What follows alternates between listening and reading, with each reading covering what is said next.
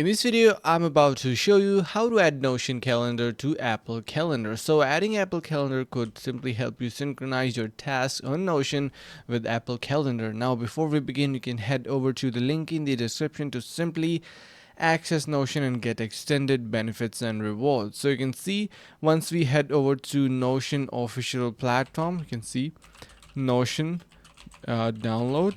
You can install it for your Apple or Mac device as well, so it is available.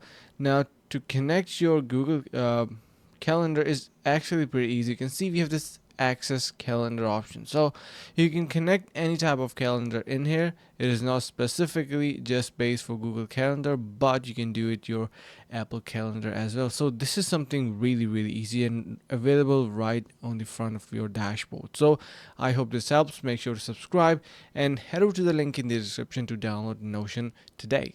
Thanks so much for watching and stay tuned. See you in the next video.